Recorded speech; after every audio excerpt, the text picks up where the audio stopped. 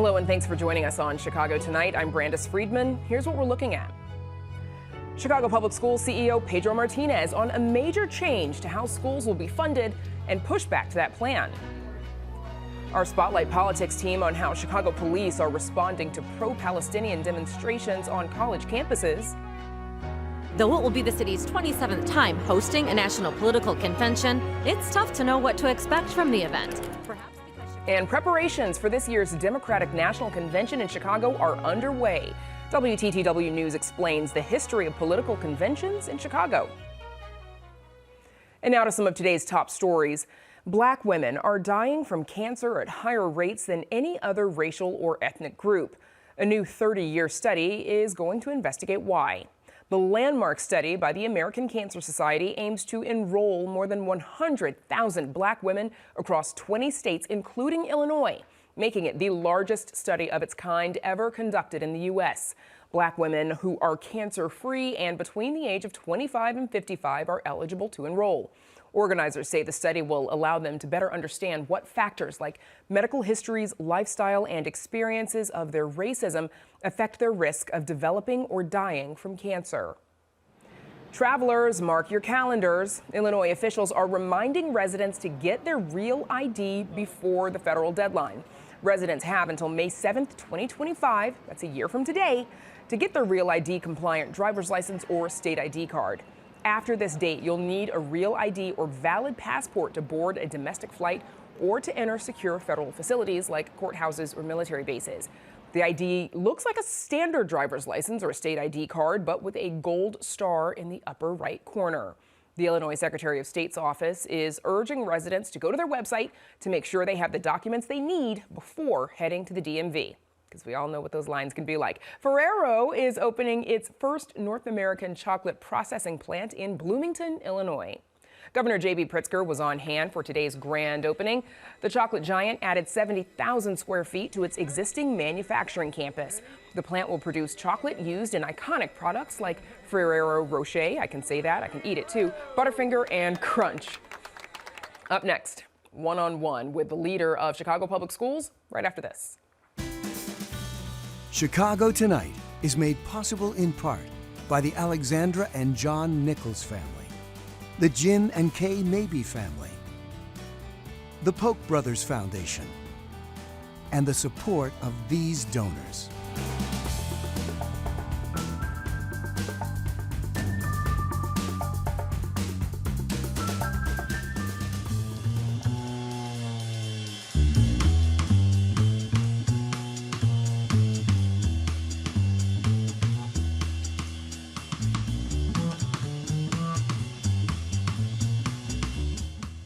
Chicago is changing the way its public schools are funded. Instead of basing funding on the level of student enrollment, as it has done for the past decade, Chicago Public Schools says it'll now take a needs-based approach. That means each school will have a certain number of guaranteed staff, but additional resources will be provided based on an assessment of need. But selective enrollment in magnet schools that are set to lose resources are pushing back, with at least 4 schools reportedly voting to reject their current budgets. Joining us now to unpack the changes is Pedro Martinez, CEO of Chicago Public Schools. Welcome back. Thank you for joining us, Pedro. No, thank you for having me, Brandis. So let's talk a little bit about this change. Give us a brief explanation, if you would, because many folks aren't quite familiar with how district schools are even funded. Why is this shift necessary? Yeah, so we've been using what is called a student-based budgeting model, which is basically taking enrollment and adding a formula. So, for example, school X might get $20 million if they're a large high school. An elementary school might get $8 million.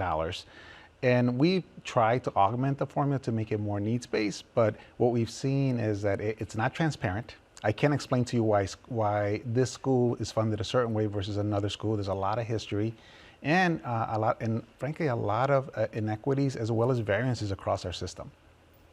Is this shift, does it sort of mirror the state's current evidence-based funding model, which was implemented back in, 2017, some years ago? Is it similar? It definitely has the same objective. So the objective being that every school now receive a foundational level of resources, regardless of what school it is. And that is guaranteeing a certain number of teaching positions. For the first time in our district, every school will have at least 3 what we call holistic positions, which is basically for parents, it's actually teachers that provide enrichment. So for example, the arts, gym and PE, and then a third teacher that can provide world languages, or it could be STEM or whatever, or some other program that both the principal and the LSC agreed to. Prior to this, Brandis, our schools didn't even have the arts. When I started almost 3 years ago, very few of our elementary schools had fine art teachers. We started doing that, but it wasn't enough. Meanwhile, we had schools that have 6 electives. They have 6 enrichment courses. And so we are seeing some, so in this model, we did see some of our schools that have a lot of rich programming, which, by the way, none of those schools reduced their programming. Their budgets are tighter. Their budgets are tighter, and you said there's, for example, you heard of 4 schools where the LSCs, respectfully said, look, we're seeing that our budgets are tighter, but I can guarantee you their programming hasn't been reduced. Meanwhile, we have hundreds of schools that never had even a minimum level of programming that for the first time can provide not only the arts, not only PE, but another third choice. And for us, of course, we're going to continue to make sure that we support all of our schools. The evidence-based funding model, it's a phased-in approach, right? You can't deposit, $4 billion all at once, and so the state is taking several years to phase that in. Would something like that, sort of a phase-in process, have been possible for CPS? Does this have to happen in one major shift? Well, here's the challenge, Brenda. So first of all, we know that at the heart of it, we're underfunded by the state's own formula, the evidence-based for by $1 billion with a B. In addition, we're underfunded for pensions. We don't have a dedicated funding for capital. So we're not a fully funded district. So therefore, we don't have fully funded schools. In the meantime, we needed to make sure, and this is my commitment to families, we needed to make sure that children had the best experience possible and that we were protecting teachers. We added over 2,000 teachers since the pandemic started, and we have less children today. Even though it's stabilized, we're protecting all of those teachers. More importantly, Brandis, what I was seeing with the current budgeting process is that our tenured teachers, frankly, were, many times our schools were, asking, well, can I even afford this teacher? So instead of trying to hire the best teacher, sometimes they were saying, well, I can't really afford an experienced teacher. I need to hire an inexperienced teacher. Well, you can imagine the consequences on the academics of those schools. In this process, all of our teachers are protected. Principals don't have to think that way. What they can think about is, who is the best teacher? What are the best programs that I can offer to children? And of course, if I can attract more children, I'll get additional funding. But I also know that my children that are below grade level, there'll be intervention teachers. There'll be after-school programs. For our selective enrollment and magnet schools, like I said, their programming is not declining. Their budgets are tighter, though, and we have to acknowledge that. Some of those schools will do fundraising to offset that. We'll continue to watch those schools. Because to that point, we spoke with the LSC chair at LaSalle Language Academy, and he says the school is losing 7 positions out of a staff of around 28 to 30. So that's what is it, about a quarter of the staff there. So that's pretty tight for them. Do you have, or do you and your team have a sense yet of how much some of those schools can expect to be losing? So including LaSalle, one of the things that we're seeing is that, first of all, they're not, the vast majority of our schools are not losing teachers. If anything, they're gaining teachers. Now, in some cases, there might be other type of staffing they might have to adjust. And to be clear, in the current system, we would just give a school like LaSalle a dollar amount. So they might get $5 million and they do what they want with it. In the current system, now they have set teaching positions plus additional funding to add more teaching positions. In their case, they decided to add more teaching positions with their funding, which again is to keep their programming. It's made their budget tight. It means that their class sizes have to be more reasonable. And for us, reasonable means 26 students on average per classroom. By the way, our contracts are closer to 28 to 31. It does mean, though, that, again, budgets are a little tighter. Okay. Your contracts, of course, the CTU contract, yes, which hopefully we'll come back to in just a minute. Are there other large urban similar districts to CPS that operate with a model similar to this, and what experience can be taken from that? So very few districts actually use student-based budgeting because of the unintended consequences. And so we were one of the few districts in the country that was doing it. And especially when our schools were losing enrollment, it was having significant effects, especially in our highest poverty areas. And so more schools are doing it the way we're doing it, but I think we're even going beyond, which is we are adding additional resources to meet needs. And so in many districts, we don't, sometimes they don't have the resources. So they would love to have intervention teachers. They would love to have academic coaches in their highest poverty areas. They don't always have that funding. We are doing that. In addition, our selective enrollment and magnet schools who have rich programming, we are making sure that they can keep that programming. Again, I will say this again, it's just that budgets are going to be a little bit tighter. We're not a fully funded district, and so that's our challenge. Okay, so speaking of a tight budget, the district is also facing that $391 million funding deficit, particularly because those federal COVID dollars running out just when the fall semester is starting. How far will this change go to help bridge that funding gap? So at the school level, Brandon, we made sure, and we've said this, we are protecting the funding at the school level. That does mean that we are having to find other ways to make those reductions. We're going through department budgets. We're looking at our vendor contracts. We're trying to find every efficiency that we can. I think we'll get there this year, but it doesn't solve the problem for next year. And this year we have about $300 million left of federal funding left. That was on purpose, by the way. We stretched out our federal funding over 2.5 years. That means next year we have one more year to really work with Springfield, because again, we're not fully funded. And so my hope is that our leaders who, at the state level, they didn't create this problem, but I think it's time to partner with us, with our mayor, and with our unions to really try to solve it. Because that budget deficit, is expected to grow to $700 million. That's exactly right. In the following school year. The district has also taken a bit of criticism over transparency of these individual school budgets, which are typically released to the press around now, before now. I remember several years ago, it was the summer before they came out. Very extreme circumstances there. When do you expect the rest of us will get to see what our schools are working with? Yeah, so Brandon, so one of the goals of this budget process is to be a lot more transparent. And let me explain what that means. We, for example, even before the budgets rolled out to schools, we shared with principals and even with the press what the formulas were. So for example, you could see, okay, based on Walter Payton's enrollment, how many teachers are they going to have? How much flexible funding are they going to have?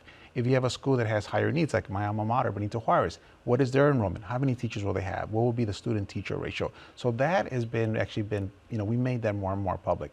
What I hope, we'll be able to show everybody is when the budgets are done, we'll be able to show, first of all, we're protecting our teachers. Schools have what they need.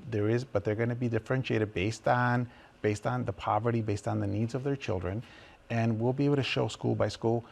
It is a different model. It's a base, this is the first year we're doing it. And so I just ask the public, please continue to be patient with us.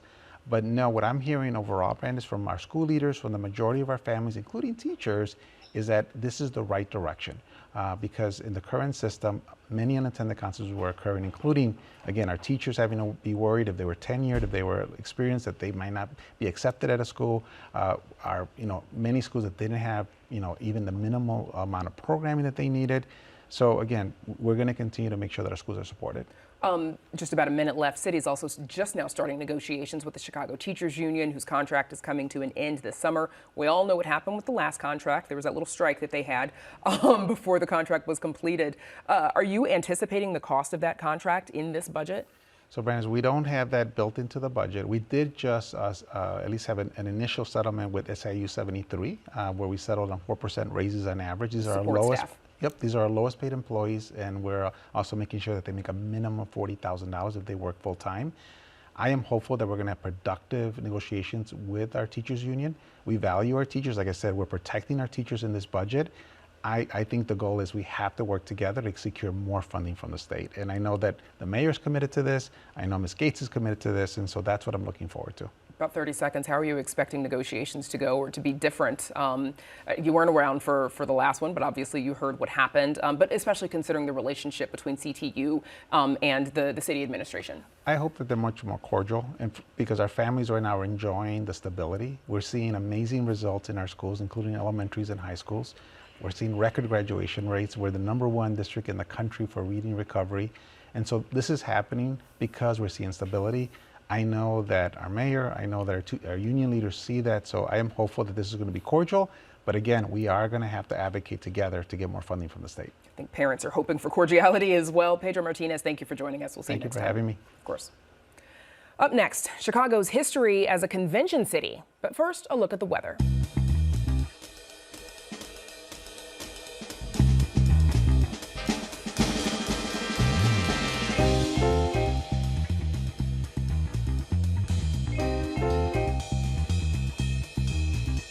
Preparations for the Democratic convention in Chicago have been in the news this week, with protests and lawsuits over who can protest or when and where dominating the headlines. But this, of course, isn't the first time Chicago has dealt with these issues. Amanda Vinicky has the scoop on the city's long history with national political conventions in our latest edition of WTTW News Explains.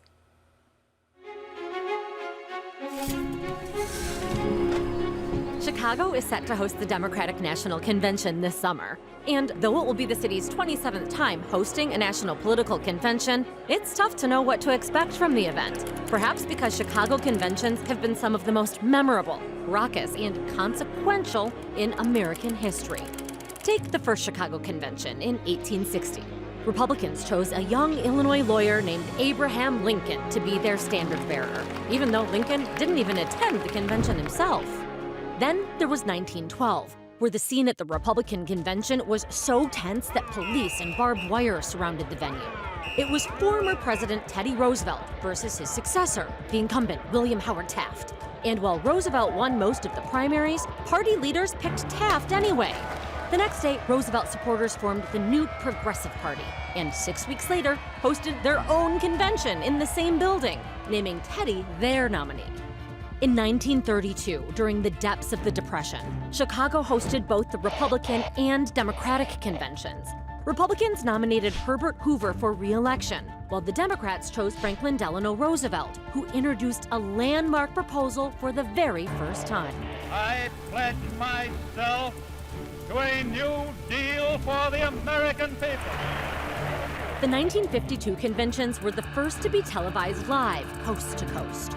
Both were held in Chicago again, with Democrats nominating Illinois Governor Adlai Stevenson, even though he explicitly said he did not want the job. He went on to lose in a landslide to Republican nominee Dwight Eisenhower.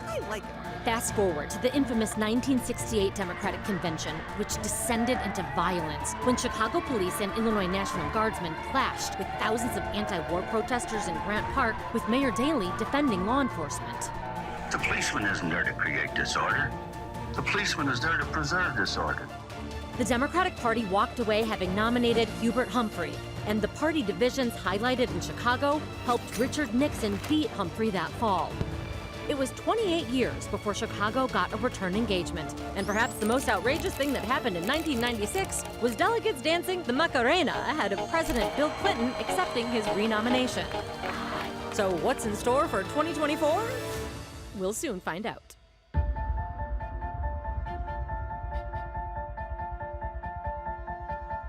And you can find more of our Emmy Award-winning series, WTTW News Explains, on our website. Campus protests over the war in Gaza are becoming more tense. Police removed a pro-Palestinian encampment at the University of Chicago this morning after clashes broke out between opposing groups Sunday on DePaul's campus. And Chicago's police oversight agency is looking into charges. Officers use excessive force against protesters outside the Art Institute. All this as the city plans a new mass arrest policy for protesters with the Democratic National Convention. That's about 100 days away. Here with all that and more is our Spotlight Politics team, Amanda Vinicky and Heather Sharon. Hey, gang. So, okay, running down the list of the most recent events on local campuses. Buckle up. This morning at the University of Chicago, campus police took down the pro-Palestinian encampment. But in other cases, Chicago police did intervene. Chicago police versus University police, like at DePaul on Sunday when pro-Palestinian protesters clashed with pro-Israeli counter-protesters. CPD also responded to protests outside the Art Institute that resulted in nearly 70 arrests on Saturday.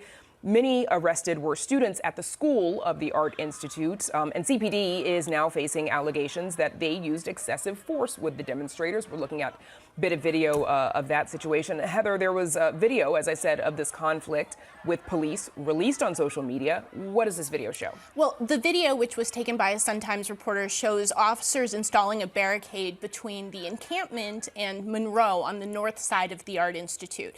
And in several instances, we see Chicago police officers reach across those barricades to strike protesters with open hands. Now, the city's use of force policy prevents officers from using force in situations where they could do other things like try to de-escalate or issue verbal warnings, and that's why this specific video is at the center of at least a preliminary investigation into whether the city's rules were broken. And this comes at a moment when there is a lot of focus on how police officers are preparing to sort of deal with what is sure to be massive protests designed to seize the spotlight around the Democratic National Convention. And in this case, did that video show protesters trying to stop or limit the officers from setting up those barricades? Well, that's what the sort of is going to be sort of the focus of the investigation, because of course officers can respond if they are being sort of hurt or attacked. It's just not clear whether that response was proportional and whether someone was injured. That's what the investigation is going to have to look at. Okay, so all this, as you mentioned, this unrest comes at a time when the city is under scrutiny for this new mass arrest policy in preparation for the DNC. Heather, how would this new policy change the way police can deal with protesters? So one of the issues during the unrest and the violence after the murder of George Floyd in the summer of 2020 was that the police department did not have a policy that allowed them to make mass arrests when things got out of control. This policy is designed to address that glaring loophole, but the coalition of groups that sued the city to force the consent decree, which of course requires all sorts of changes, say that not only does that proposed policy violate the First Amendment, it violates the department's own use of force policy and its own policy that requires officers to allow people to express their First Amendment rights. The city is in court this week defending that policy in front of a federal judge, and the federal judge could decide to say, nope, that policy is not acceptable, and send this police department back to the drawing board, and time is ticking. The convention is coming. Whether we like it or not. Yes. The ACLU is also saying that the city has not shared enough details about their security plans for the convention, while Mayor Johnson and Superintendent Snelling keep saying the city is ready. What evidence do we have that we're ready for this? Well, so that's another protest as well, the ACLU lawsuit that is part of that, because the ACLU does want to protest. So you have, in addition to these lawsuits, you also have frustration with all of the permits that have been denied from protesters that say this is where we want to be, and the city saying, no, you can't go there. They've been given alternative routes, say through Grant Park, and protesters say, no, we want to get close. The whole point of this is to get in the faces of prominent people and media cameras nationwide. We want our message spread. So in terms of that, that's sort of where we're at. We hear from the mayor, Superintendent Snelling, frankly, the governor as well, trying to really allay these concerns and saying that it is not just the CPD, by the way, that they're waiting and they are doing coordinating with all sorts of federal level agencies. I mean, this is the FBI, the Secret Service are in on this. There's a lot of security planning that is going on that is not something, however, that is appeasing these neighborhood organizations that want to know information. Now they want to make their own plans. Yeah, and they want to be seen by the folks who are in the DNC. Heather, separately, you've done some reporting on CPD and its investigation into officers who are allegedly had ties to the extremist group, the Oath Keepers. What did you find? Well, 6 months ago, Police Superintendent Larry Snelling promised the City Council that he would launch a new probe into at least 8 officers whose name appeared on a leaked membership list from the Oath Keepers, first reported by NPR. Now, that probe was completed and there was nothing sustained against any of the 8 officers, and the probe was closed. At our request, Superintendent Snelling released the full report, which was 30 pages, but apparently only interviewed the officers themselves about whether they belonged to the Oath Keepers and whether they shared the Oath Keepers' sort of ethos, which is anti-government, far right-wing, and sort of a desire to overthrow the government and ignore what they see as unlawful orders. So there are real questions about whether that investigation was thorough enough and whether the city can really sort of continue to try to rebuild trust in the police department when they have admittedly said, look, there are people on the Chicago Police Department who were members of the Oath Keeper organization, which of course those leaders were convicted of seditious conspiracy in connection with January 6th. So there are still a lot of questions. Okay, a lot more to that story on our website, of course. Amanda, lawmakers in Springfield, though, making changes to the ability of parties to slate candidates. What is the change there? So there are several ways that you can run for office. The classic one that we think of is you run, and if you win the primary, then you get your chance at a general election. If you win that, then you are the one who is elected and seated. Ta-da. Ta-da! Except for there are cases where nobody runs in the primary. And we have that often in Chicago because you have Democrats that pretty much are going to win those races, so Republicans might not even bother. In that situation, party leaders would be able to slate somebody to take that position. Nobody in the primary, go ahead and run in the general election. We are 6 months out from the election, and lo and behold, new law passes, and this is all passed by Democrats and signed into law, of course, by a Democratic governor, and they say no more of that process. It's done. Okay. More of that on our website as well. All right, that's where we'll have to leave it. Amanda Vinicky and Heather Sharon, thanks so much. And that is our show for this Tuesday night. Don't forget to stay connected with us by signing up for our daily briefing. And you can get Chicago Tonight streamed on Facebook, YouTube, and our website, WTTW.com/news. You can also get the show via podcast and the PBS video app. And join us tomorrow night at 5:30 and 10 for Chicago Tonight Black Voices. One-on-one with the new leader of the state's beleaguered Department of Children and Family Services. And their stories have largely gone untold until now. We introduce you to the Swans of Harlem. Now, for all of us here at Chicago Tonight, I'm Brandis Friedman. Thank you for watching. Stay healthy and safe, and have a good night.